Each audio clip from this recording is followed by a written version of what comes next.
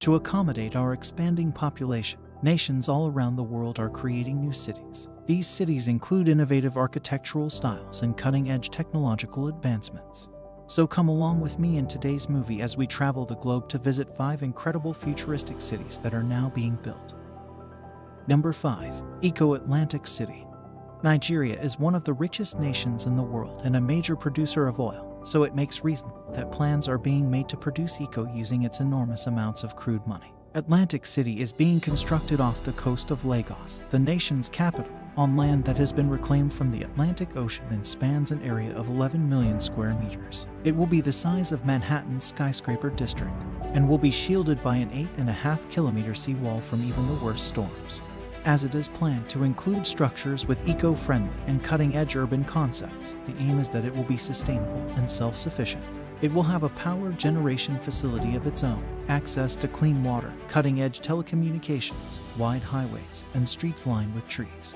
Locals have expressed concern that the city's growth has resulted in significant coastal erosion and ocean surges despite the current advancement. I simply hope that Nigeria can successfully address these problems so that Eco-Atlantic City and its environs are problem-free. Number 4. Chongqing. Shanghai, China is renowned for building numerous planned cities to accommodate its expanding population and to encourage people to live in metropolitan regions. The most recent project on this list of constructions is Chongqing. It is intended to surpass New York City in size. It was initially unveiled in 2017 and is regarded as Xi Jinping's pet project in general. The majority of these planned cities were situated in reliable geographic areas. Many aspects of this city, which is almost in the middle of nowhere and is located in the interior, are directly related to Xi Jinping's political position. While it is rumored to be finished in August 2023, many people and businesses are expected to be relocated there against their will.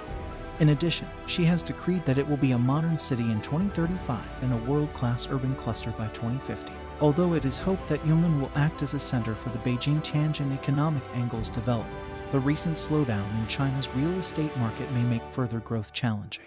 Only time will tell whether or not this location will ultimately be successful. Number 3. The Line. While most cities are made up of several structures that give the area a certain level of character and individuality, the Line defies these standards. That's because the Line, as its name suggests, is a line formed by 2 parallel towers. A tract of land in the northwest of Saudi Arabia, close to the Red Sea, will be covered by a building that is 200 meters wide, 500 meters tall, and 170 kilometers long, including the entire metropolis.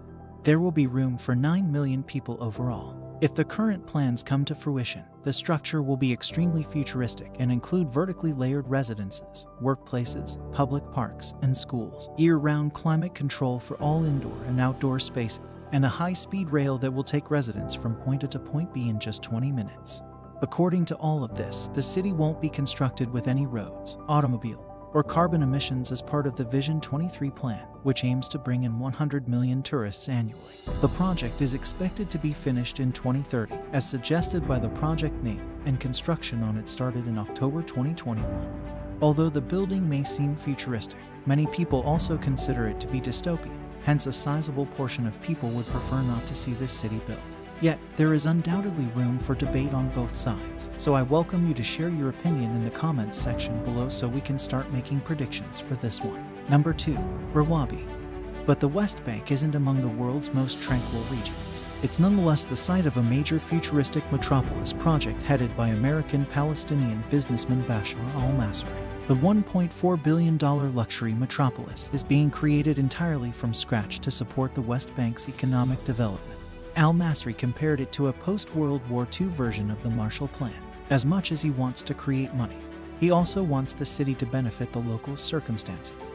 According to the present proposal, Rawabi will have 6,000 units dispersed over 22 neighborhoods, each costing between $7,000 and $180,000. Despite being less expensive than many flats in Ramallah, the largest city in Palestine, it's still a substantial sum, and currently, only those in the upper middle class can afford it.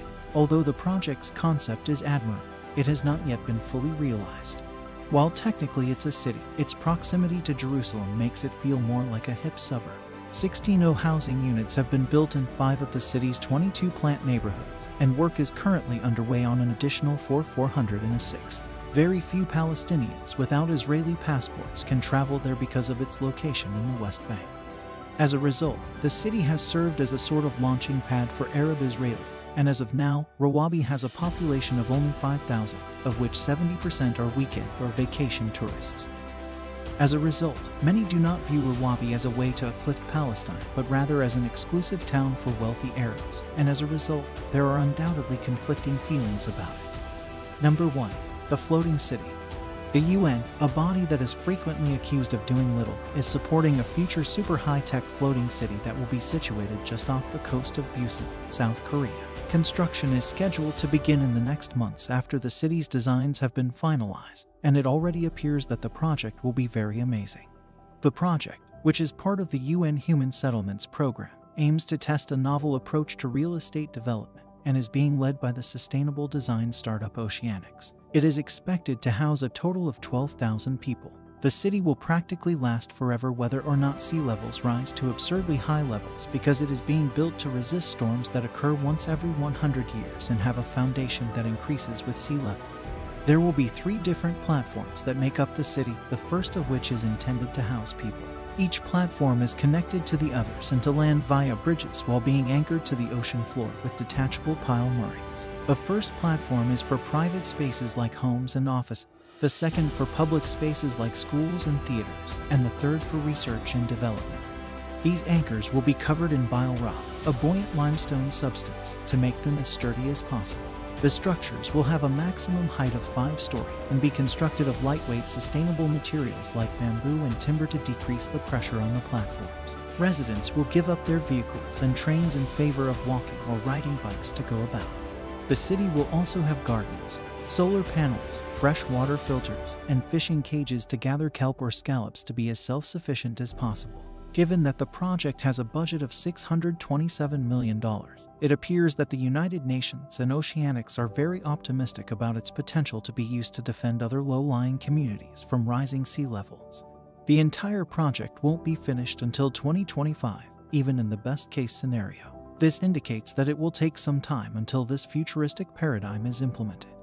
I appreciate you watching, guys. Do not forget to like this video and subscribe to this channel. See you later in the next video. Bye.